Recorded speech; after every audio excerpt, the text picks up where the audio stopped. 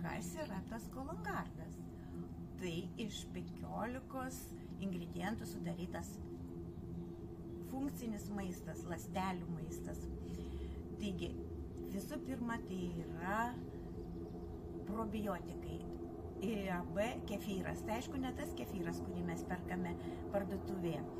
Jis apdorotas specialia technologija, kuri ne tik išsaugo gerasias bakterijas, bet ir padidina jų efektyvumą 90%.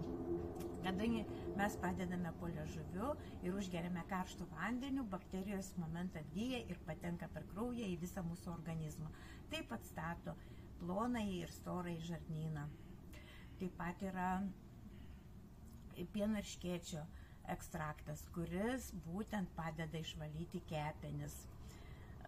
Acai uogos.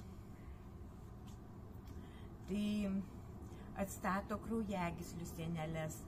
Kompleksas, kvarcetinas, kyvis, greipfruktas, žalioji arbata tvarko mūsų širdies ir kraujagyslių sistemą.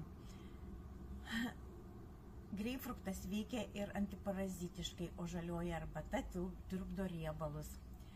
Taip pat įeina linų sėmenys, tai būtent omega 3, 6, 9 ir tvarko mūsų hormonus. Ašvaganda, tai yra suteikia mums energijos, tvarko hormonus. Taip pat aloe vera, tai 8 polisacharidai, kurie mažina uždegimus, gastritus, naikina polipus, padeda užgyti žaizdoms. Kofermentas Q10. Taigi yra prebiotikai, maistas gerosioms bakterijoms.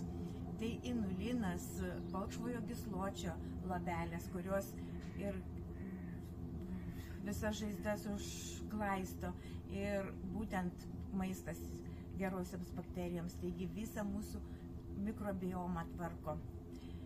Taip valosi kepenis, inkstai, limfa, žarnynas susitvarko, kraujo sistema, visa kraujagyslių sistema, susitvarko cukrus, susitvarko cholesterolis.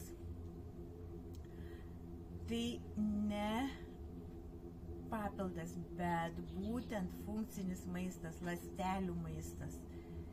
Jeigu tau įdomu, susisiek su manim, parašyk noriu ir aš su tavim susisieksiu.